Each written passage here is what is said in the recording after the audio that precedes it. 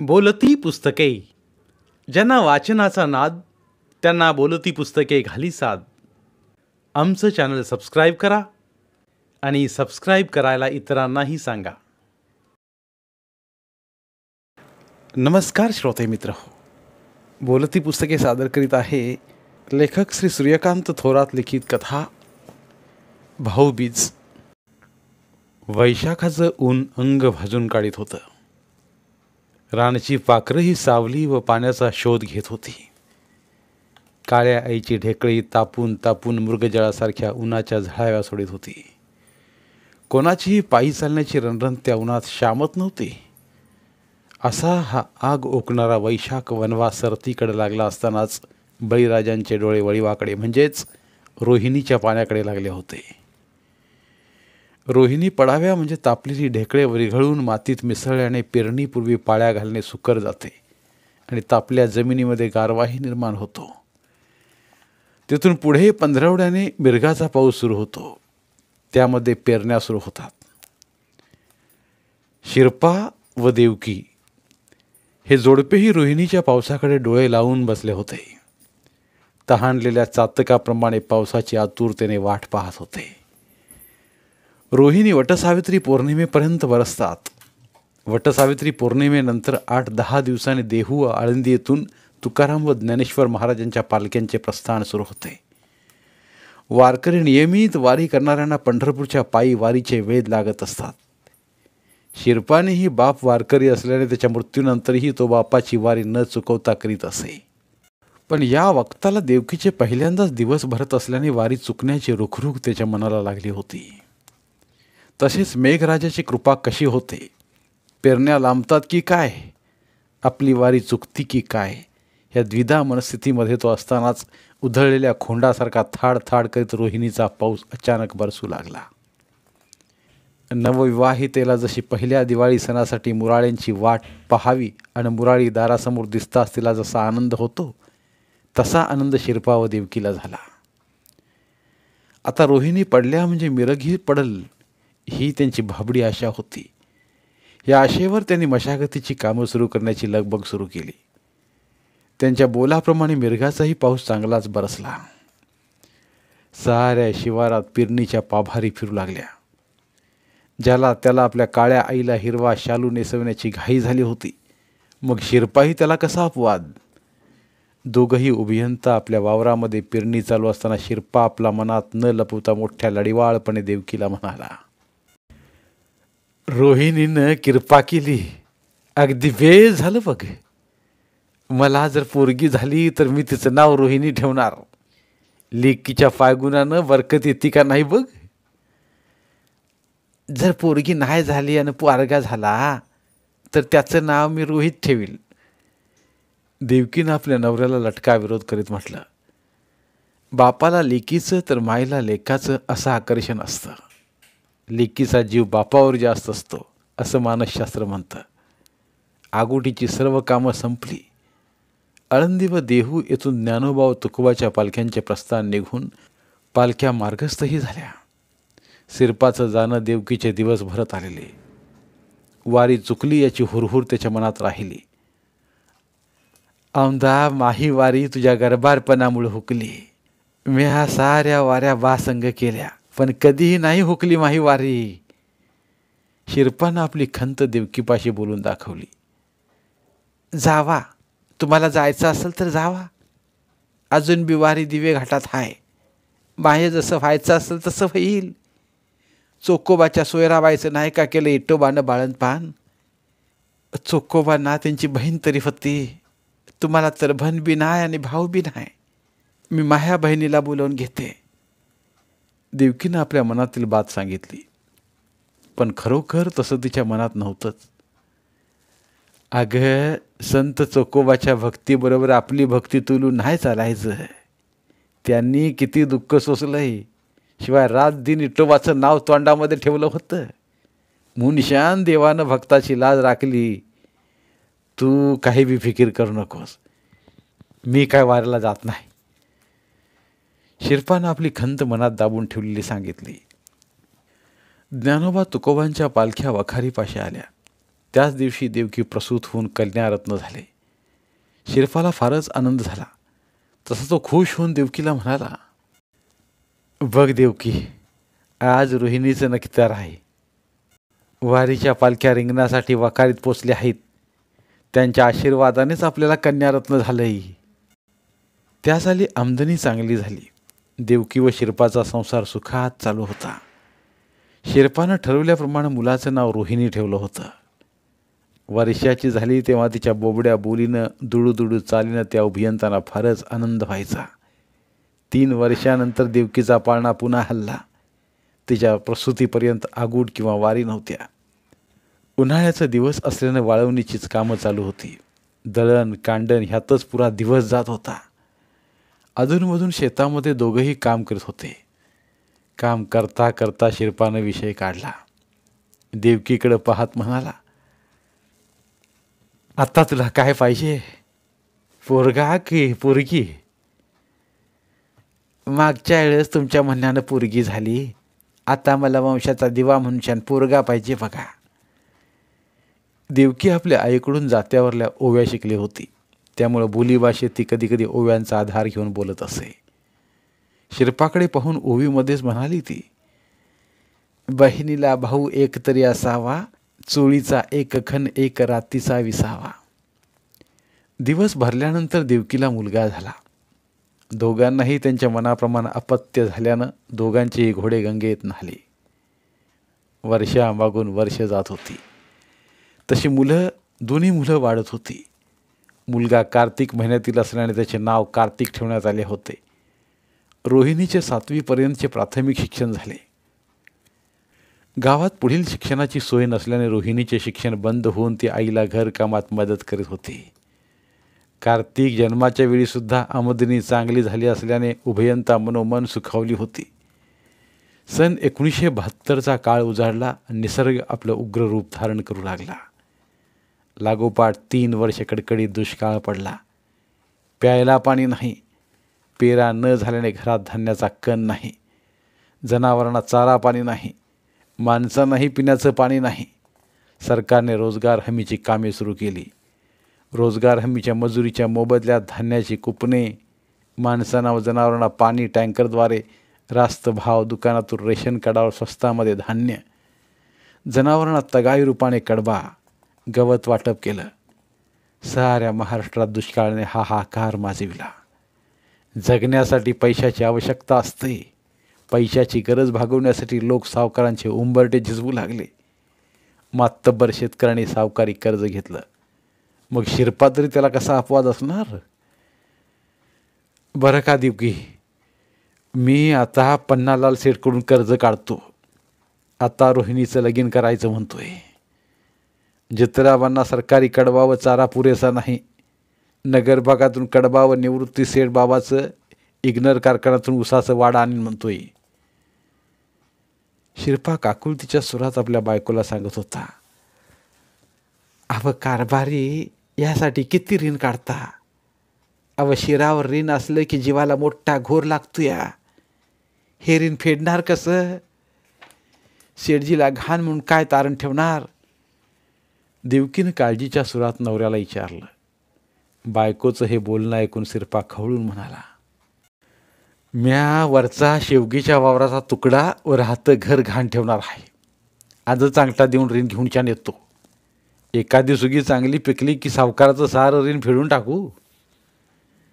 हे म्हणताना शिरपाचा स्वर कातर झाला होता. 50 सावकाराकडून शिरपानं 50,000चं ऋण काढलं. त्या पैक्यातून त्यानं रोहिणीचं लगीन चांगलं स्थळ पाहून लावून दिलं. लग्नासाठी बराच पैका खर्ची पडला. त्यानंतर नगर भागातून चित्राबासाठी कडबा आणला. विघ्नहर साखर कारखान्यातून ऊसतोडी कामगारांच्या टोळक्याकडून हिरव्या ऊसाचे वाडे आणले. बाकी उरलेले पैसे पुढच्या आगोटीसाठी म्हणून बी भरण्यासाठी व मजुरी देण्यासाठी ठेवले. 3 वरीस दुष्काळाचे मोठे चटके शोषित लोकांनी मोठ्या मुश्किलीने दिस काढले. चैत उजाडला. चैताची उन्हे आपला रंग दाखवित होती. शिरपाला वाटलं एखाद्या वेळी बळीव पडल, पण तो पडलाच नाही. चैत गळ अन कुणबी पळ. ही म्हण खोटीच ठरली. चैतानंतर येणाऱ्या वैशाखाने आपले रूप दाखवायला सुरुवात केली. उन्हाचे चटके इतके बसू लागले की बळीव चांगला होईल असं वाटायचं. वैशाखी पुनवेनंतर रोहिणी लागल्या. आकाशात रोज सांच्याला ढगांची दाटी व्हायची. लोक आज ना उद्या रोहिणी बरसेल म्हणून आकाशाकडे टक लावून पाहायचे. एखाद्या जेवणावळीच्या ठिकाणी भटकी कुत्री येथे जमून खाणाऱ्या माणसांकडे कधी आपल्याला अन्नाचा तुकडा टाकतील या आशेनं त्यांच्याकडे टक लावून पाहायची. तशी शेतकऱ्यांची अवस्था झाली होती. कोणी देवांचा धावा करीत तर कधी देवळातील देवांना सांजवाद करीत असायचे. शेवटच्या चरणात शेवटच्या दिवशी दुपारीच आभाळात काळ्या ढगांनी दाटी केली. दुपारी संध्याकाळ वाटायला लागली आणि अचानक ढगांचा गडगडाट व विजांचा कडकडाटासह धो धो पाऊस सुरू झाला. 3-4 तासात पाणीच पाणी गेलं.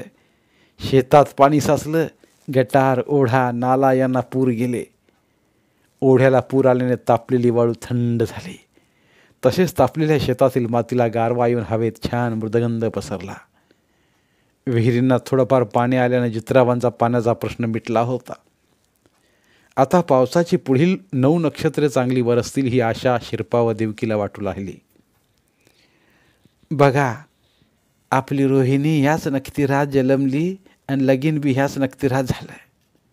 तवा बी आबादानी व लग्नानंतर ही आबादानी झाली आणि आता तिचा पाळ नाही हलल की नाही बघा. देवकीनं आपलं म्हणणं उभीमध्ये सांगितलं. मृगा आधी पाऊस पडे रोहिणीचा, भावा आधी पाळणा हले बहिणीचा. देवकीच्या ह्या ओवीला शिरपानं हसू गालात दाबून मान डोलावून उत्तर दिलं. मोरची सारी नखतीर पडतील त्या आशेवर ही शिरपा होता. मागच्या वर्षी रोहिणी बरसल्यानंतर मिरग, अडदरा, अडवण्या व बडवण्याही नक्की तर पडलीच नाही. मगा आणि हत्ती नुसता आपला प्रसव करून गेली. त्यामुळं खरीप व रब्बीच्या पेरी झाल्याच नाहीत. शिरपानं येणाऱ्या अगोटीसाठी थोडाफार पैका ठेवला होता.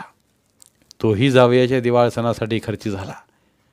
पहिला दिवाळी सण असल्याने व्याही विहीन यांच्यासाठीही खर्च करावा लागला. मुलीच्या हट्टासाठी शिरपाने मानापमानासाठी खर्च केले. हाती काही शिल्लक राहिले नसल्याने शिरपाने सावकाराकडून आणखी 25,000चं कर्ज घेतलं. पहिल्याच कर्जाची फेड न झाल्यानं जशी वेळ कुणासाठी थांबत नसते तसं कर्जाचं व्याज चालूच होतं. पन्नालाल शेठने तशी व्याजाची कल्पना शिरपाला दिली. लागोपाठ 3 वर्ष पडलेल्या दुष्काळामुळे लोकांना हा दुष्काळ एका युगासारखा वाटू लागला. पन्नालाल सावकाराच्या वसुलीचे तगादे सारखे चालूच होते. इतर ऋणकोंचे तगादे करता करता सावकार शिरपाच्या घरावरून चालला होता. सहज त्याच्या घरी गेला. बाहेरून शिरपाला हळी दिली. हळीसरशी शिरपा बाहेर आला. सावकार अचानक आल्ला पाहून शिरपा चकित झाला. म्हणाला, काय सावकार, आज अचानक हे न केलं? मला निरोप दिला असता तर मीच तुमची गाठ घ्यायला आलो असतो की. ते महत्त्वाचं नाही शिरपा, मुद्द्याचंच बोलतो. आपल्या कर्जाचं तू काही पाहतो का नाही? तू आता वायद्याची भाषा न करता कर्जफेडीचं बोल. मुद्दल राहू दे, निदान व्याज तरी दे. सावकाराने एका दमात सांगितलं. हे बघा सावकार, गेली 3 वर्ष अगोटा दुष्काळामुळे हाती काही झालं नाही. औंदा नक्की तर बरं पडल्यात. चांगली आमदानी होईल तेव्हा आगूट संपल्यावर सारं ऋण व्याजासकट परत करीन. शिरपानं काकुलतीला येऊन सांगितलं. अरे तुला माहीत नाही, तू 2 वर्षामागं 50,000 व चालू साली 25,000 कर्ज उचललं आहेस. व्याजासकट 2 लाखापर्यंत कर्ज झालं आहे. ते तू कसं फेडणार? एवढी तुमची आमदानी नाही. आता तुम्हाला शेवगीचा माळ व राहत्या घराची खरेदी देखील करून दे. सावकारानं आपला खडा टाकून पाहिला. हे ऐकून शिरपाला गरगरायला लागलं. काय बोलावं न काय नाही हे सुचेना असं झालं. त्याला चक्कर आली. खाली पडता पडता देवकीनं त्याला सावरलं आणि खाली बसवलं. थोडं पाणी प्या म्हणजे तुम्हासनी बरं वाटेल आणि घरात जाऊन जरासा आराम करा. सावकारानं हा सारा प्रकार पाहिला. थोडी मनामध्ये भीती घेत जाता जाता, देवकीबाई 2 दिवसात काय तो निर्णय घ्या आणि मला सांगा, असं सांगून तो निघून गेला. शिरपाला सावकाराच्या कर्जाची फेड कशी करायची याची घोकणी लागली. त्याचं जेवण खाणं, झोप, शेती याकडे काही लक्ष लागेन असं झालं. तो सतत त्याच्याच विचारात गढून लागला. दुष्काळामध्ये सर्वांचीच आर्थिक घडी विस्कटली होती. घरातील धान्य व कडधान्य संपत आलं होतं. राज्याला देवकीनं ज्वारीच्या कण्या गेल्या. त्याला ग्रामीण भागात घाटा म्हणतात. राज्याला रोहितसह जेवणाला बसले. त्याच्या पुढे देवकीने घाटा व ताक वाढलं. रोहित त्याकडे पाहत म्हणाला, आई, हे काय आहे? शिरपाकडे रोहितकडे पाहत देवकी म्हणाली, आता दाणं संपलं. यापुढं ताक कण्या खाऊनच दिस काढायला पाहिजेत. कसं तरी खान दिवस ढकला. हे बी दिस जातील. तू जेवून घे रोहित. तुझं जेवला नाही तर मी बी जेवणार नाही. अशी लटकी तंबी दिल्यावर सर्वजण जेवणात बसले. जेवणानंतर शिरपाने अंथरुणावर पडता पडता देवकीपुढे विचार मांडला. काय ग, तुझा भाऊ काही पैशाची मदत करील काय? गोदीचा पैसा व पेन्शन बी हाय. पोरगा नोकरीला हाय. स्त्रियांना कळतं की आपल्याविषयी कळवळा खरा कोणाला असतो तर तो मायबापाला असतो. ते शिरपाला म्हणते, अंतरी केला शोध मायेचे सखे कोण. एवढ्या गोतामध्ये मायबाप दोघे जण. ओवी म्हणतानाच तिचे डोळे दुःखाने पाणावले. डोक्यावरला पदराच्या शेवाने डोळे पुशीत ती म्हणाली, जगामध्ये मायबापाच्या मायेला तोड नाही. माझे मायबाप जिंदा नाहीत. भाऊ हाय तर तो भाऊजाईच्या ताब्यात. भाऊजाई पैक देऊ देणार नाही. तिच्याकडून अपमान होण्यापेक्षा इतर कोणाकडेही भीक मागूया. तिनं परत शिरपाला ओवीमध्ये सुनावलं. भाऊ करता करता डोळं आली पाणी. पराई नार येता भाऊ झाला परक्यावानी. भावाच्या आठवणीने देवकीचे डोळे परत भरून आले. तिने पदराने डोळे पुसले आणि म्हणाली, आपल्या रोहिणीकडे जावं तर तिची सासू सासरे आपल्याशी दुजाभाव ठेवून वागतात. आपल्या पोरीला त्रास नको म्हणून त्यांचा पैका बी नको. शिरपानं हे ऐकताच कधी निद्राधीन झाला हे त्यालाही कळलं नाही. पहाटे पहाटे खुराड्यातील कोंबड्याने बांग दिली तशी त्याला जाग आली. लगबगने उठून गोठ्यातील गव्हाणीकडे गेला. हिरा व पिरा ह्या बैलजोडीस वैरण घालून शेणकूट काढून झाडलोट केली. गव्हाणीतील टाकल्या कडब्यास बैल तोंड लाविनात. अरे राजांनो, तुम्हासनी वल्ला चारा देता येत नाही म्हणून माझ्यावर रागावला होई. अरे हे बी दिस जातील. हे दिस गेल्यावर तुम्हाला हिरवा चारा काय आंबवण पण देत जाईन. शिरपाने पाणावलेल्या डोळ्याने चित्राबांना सांगितलं. धन्यानं समजावलं तरी ते काय कडब्याला तोंड लावत नसत. तेवढ्याच फटाटलं तसं त्याने खुराड्याचं दार उघडलं. तशा कोंबड्या फडफडतच बाहेर पडल्या. कोंबड्या खुराड्यातून बाहेर येताच मालकीन त्यांना कण्या टाकीत असत. आज मालकीन नसल्याने त्या मालकाकडे माना हलवीत पाहत राहिल्या. मालकाच्या हातात दाण्याची कणिक असल, पण मालकाची ओंजळ रिकामीच होती. लोकांना आनंद देणाऱ्या व भुकेल्यांना ओंजळीतून मदत देणाऱ्याची ओंजळ परमेश्वर कधीच रिकामी ठेवीत नाही. त्यांना तसं देण्याचं वरदान असतं. आज देवच शिरपाच्या कुटुंबावर नव्हे तर साऱ्या देशातील कुटुंबावर दुष्काळाच्या रूपानं कोपला होता. शिरपाचं मन सैरभैर झालं. सारं मन उदास झालं. उदासीनता कधीकधी विनाशाच्या गर्दीत मनाला उडीत असते. त्यानं गोठ्यात पडलेला बैलांचा कासरा उचलला आणि जड पावलाने गोठ्याच्या मागील बांधावरील बाबळीच्या झाडापाशी गेला. आडव्या फांदीवर दोर टाकला. क्षणभर थबकला. त्याच्या मनात विचार आलं.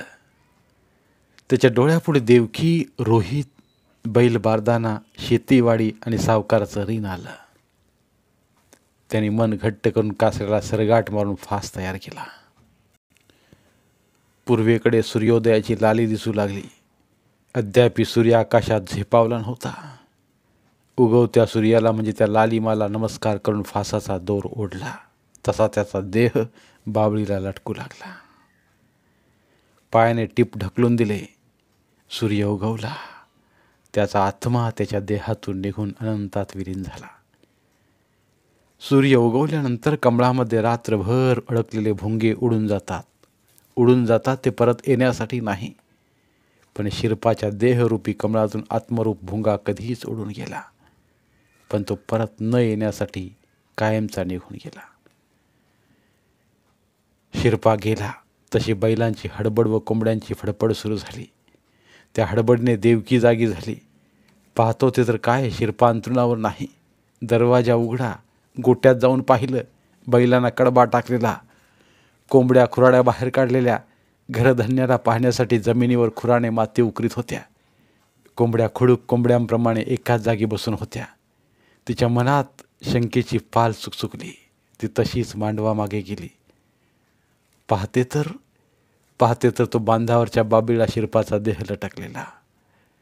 देह पाहताच आसमंतात घुमेल अशी किंकाळी मारली. त्या किंकाळीने आजूबाजूचे लोक जमा झाले.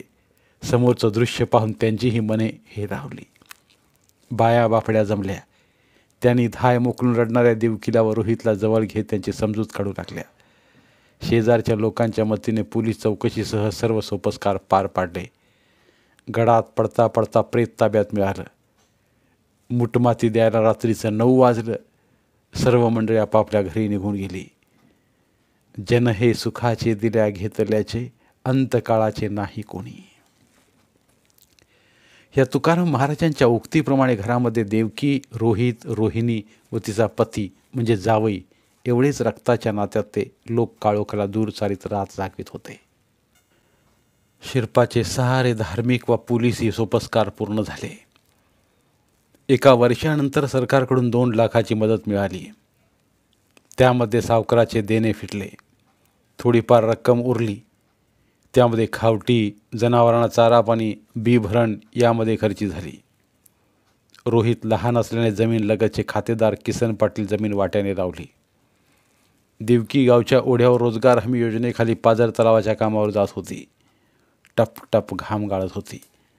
आगूट व नवरात्र संपली नाही तोच दिवाळीची चाहूल लागली. भावजाईच्या एकलकोंड्या स्वभावामुळे देवकीचे माहेर तुटले होते. तरी पण तिची भावावर माया होती. कसं केलं तरी रक्ताचं नातं व धाकटा भाऊ होता. तिला माहेरच्या बालपणीच्या आठवणी दाटून आल्या. आईबापाच्या काळातील दिवस आठवताना तिच्या ओठी ओवी स्फुरली. आई बापाच्या राज्यात खाल्ल्या दुधावरची साई, भावजाईच्या राज्यात ताक घेण्याची सत्ता नाही. तेवढ्याच रोहितने आई आपण मामाच्या गावी जाऊ, लाडू करंजा खाऊ, मामा मला कपडे फटाके घेईल. आईच्या मागे मामाच्या गावाला जाण्याचे टुमणे लावले. त्याच्या बाल मनाला कसे सांगावे आणि कसे समजावे हे तिला कळेना. बाल हट्ट म्हणून तिने 1 तारीखच्या जाण्याचे मान्य केले. गेल्यावर भाऊ भावजय आपले ऐकेल की नाही याचा विचार करता जाण्याचे ठरले. असं म्हणता म्हणता ती म्हणते, 100 माझं गोत एक नाही ग कामाचं, भाऊ राजसाचं मला भूषण रामाचं. दिवाळी पाडव्याच्या दिवशी थोडंफार खाऊन मायलेक सकाळीच मामाच्या गावाला निघाली. 5-6 किलोमीटर पायपीट करून गडात पडायच्या आत मामाच्या वाड्यात पोहोचली. भावाचा मोठा चौसोपी वाडा हौद्याच्या लगत ओसरीवर भाऊ भावजय चोपाळ्यावर बसून अलगद झोके घेत होती. दादाने पाहताच, ये अक्का, दमली असतील जरा विसावा घे, असं म्हणून त्याने पत्नीला पाणी व चहा आणण्याचे फरमान सोडले. वहिनीने न ऐकल्यासारखं करून फनकाराने घरात गेली. रोहित ही दमला असेल, मामाच्या घरी पहिल्यांदाच आला आहे. दाजीच्या मैताला आलो होतो, त्यानंतर येईल म्हणता नाही जमलं बघा का. पण आज तुम्ही दोघं बी आलात, मला फार आनंद झाला. हे ऐकून देवकीच्या मुखातून आपसूक ओवी आली. दिवाळीचा दिवा धारजीनं झाला, बहिणीबरोबर भाचा भेटाया आला. खरंय असं दादानं म्हणताच देवकीच्या डोळ्यात पाणी तराळलं. काय झाला का असं विचारत देवकी म्हणाली, काय नाही दादा, आबा व आईची आठवण झाली. रोहितला झोपाळ्यावर बसवलं. तेवढ्यात वहिनीने चहापाणी आणला. चहापाणी घेऊन रात्रीच्या जेवणाबाबत खल झाला. देवकी व रोहित विसाव्यासाठी घरात गेले. रात्रीच्या जेवणाच्या वेळी दिवाळीच्या फराळाचे ताटासह जेवण झाले. जेवणे झाल्यावर दादाने विचारले, अक्का, उद्या भाऊबीज आहे, तुला काय भेट देऊ? दादाला माहीत आहे आपल्या मिळकतीमध्ये अक्काचा निम्मा हिस्सा आहे, पण अक्कानं कधीच नेट लावून हक्क व पैसाही मागितला नाही. उद्याच बाजारपेठेत जाऊ, तुला चांगली पैठणी माझ्या भाच्यासाठी सोनाराकडनं जाऊन चांदीचं कडं घेऊन येऊ. सगळा माल तुझ्या पसंतीनं घेऊ. तुलाही काही घरगुती वाणसामान घेऊ. दादा असं म्हणताच भाऊजाई फनकारानं म्हणती कशी, काय बी घ्यायचं नाही आणि काय बी द्यायचं नाही. पैठणीच्या ऐवजी मंचुरी हातमागचा बांड घेऊ. त्यांना सारखं शेतात काम करावं लागतंय ना, मग पैठणीची काय गरज आहे. पैठणी नेसण्याची त्यांची लायकी बी नाही. तुमच्या भाच्याला आठवडे बाजारात रेडीमेड कापड घेतात, त्यामध्ये एक शर्ट व हाफ पॅन्ट घ्या. नंदबाई सदान कदा 18 दारिद्र्यामध्येच असत्यात. आपली काय श्रीमंती वाया चालली नाही आणि आपण काय त्यांना जन्मभर पोचण्याचा ठेका घेतला नाही. वहिनीनं केलेले बोलणे देवकीच्या जिव्हारी लागले. शस्त्राच्या वारापेक्षा शब्दांचे वार हे माणसाला घायाळ तर करतेच, पण ते वार मनावर कोरले जात असल्याने बरेही होत नाहीत. तिने वहिनीला ओवीमध्येच फटकारले. दिवाळी सणादिशी मी का ओवाळी गाई घाटा, माझ्या ग बंधुजीच्या निम्म्या हिश्यात माझा वाटा.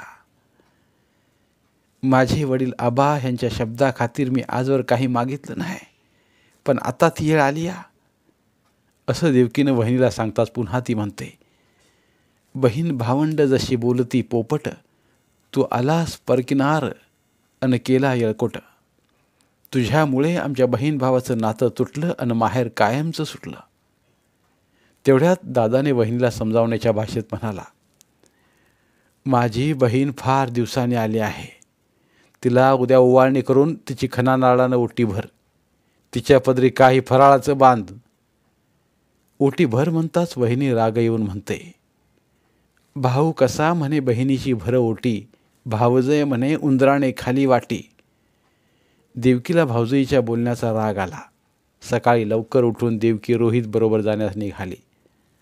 आक्का थांब, आजची भाऊबीज करून जा, फराळाचं कर.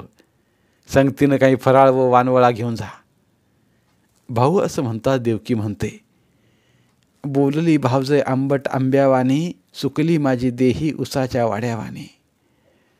अनेक विनंत्या अर्जव करूनही देवकी थांबायला तयार नव्हती.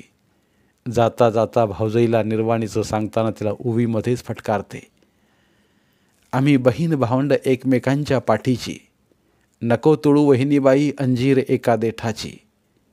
तू तर तोडलंय, पण भावाचा माझ्यावर व माझा त्याच्यावर जीव असल्याने आम्ही गरीब असलो तरी देव आम्हाला देतो, देईल तसे खातो. एका देठाची फळं तो तोडली आहे, म्या परत येणार नाही. शेवटचं तुला सांगते ऐक.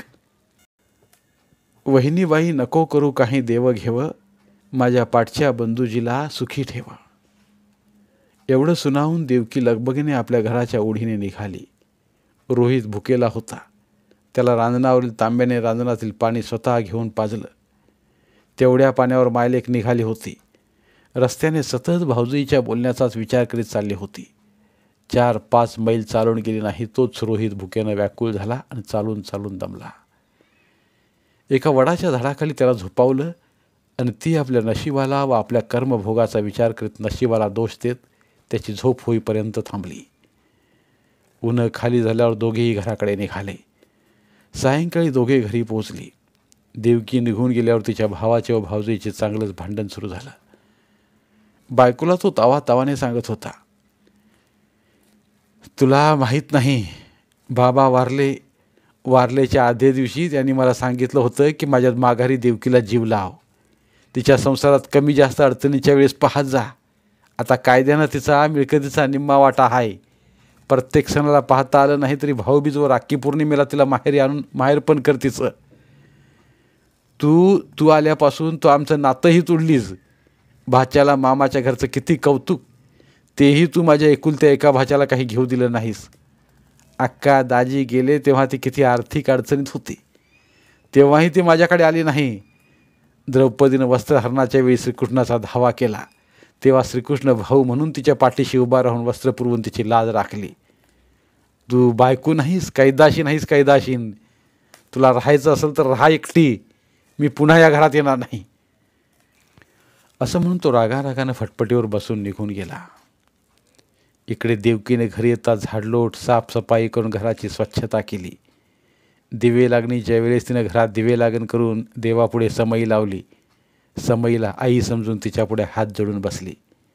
लेकीचं दुःख लेक आई पुढंच मांडते. ती समईला म्हणते, ऐकतेस काय ग आई, म्या की नाही आज दादाच्या घरी गेली होती. मायबाप असताना माझ्या माहेर कधी तुटलं नाही, पण दादानं वहिनी आणल्यापासून माझं माहेर तुटलं. माझं कारभारी गेलं तेव्हा मी किती पैशाच्या अडचणीत होते. तेव्हा सुधीक म्या दादाकडे कधी हात पसरला नाही. भाच्यानं मामाच्या गावाचा धोसरा घेतला म्हणून शान मी पोराला भाऊबीजेच्या दिवशी घेऊन गेली होती. मला बी दादाची खंत वाटली होती. असं मला वाटलं म्हणून माहेरी गेली. भाऊजाईनं मला काही दिवाळी केली नाही. भाऊबीजेच्या दिवशीच भांडण काढलं तिनं. मला दादाला ववाळता आलं नाही. रोहितला मामाचं कौतुक त्याला वाटलं. मामा कापडं घेईल, खाऊ घेऊन देईल, मला साळ्यासाठी पैक देईल, पण मामीनं ते काय घेऊ दिलं नाही. आम्ही भाऊबीजेच्या दिवशीच उपाशी आलो. माझा धनी गेला नसता तर मी सरकारी रोजंदारीवर हे पांढरं फटाक कापाळ घेऊन गेलं नसते. तिचं हुर्दं भरून आलं. ती स्पुंदून रडू लागली. तिचं हे सारं बोलणं भाऊ दारा आडून ऐकत होता. तो झेपावतच जाऊन बहिणीच्या गळा पडून रडू लागला. रोहित आईच्या मांडीवर डोकं ठेवून रडत होता. भाऊ एकटक पाहून आपल्या शेल्याने म्हणजेच उपरण्याने बहिणीचे डोळे पुसत होता. देवकी भावनिक झाली नसती तर तिने लगेच म्हटलं असतं, बहिणीचा भाऊ मोठा मायाळू दिसतो, आपल्या शेल्याने डोळे बहिणीचे पुसतो. दोघे शांत झाल्यावर त्यांनी पिशवीतून पैठणी, रोहितसाठी डबल कपडे, फटाके, दुकानातून मिठाई आणली होती. ती बहिणीपुढे ठेवली. पिशवीतून काही स्टॅम्प वजा कागद काढले. मग बहिणीला म्हणाला, हे बघ ताई, या कागदावर अंगठे दे. तिच्या हातावर 1000 रुपये ठेवून म्हणाला, आता अक्का तू रोजंदारीच्या कामावर जायचं नाही. याची काय बी गरज नव्हती दादा, हा काकूत कसला आहे? देवकीनं विचारलं. अक्का, माझ्या मिळकतीत तुझा निम्मा हिस्सा व नाव लावावं म्हणून आणला आहे. आबार दिला सबूत आज मी खरा करतोय.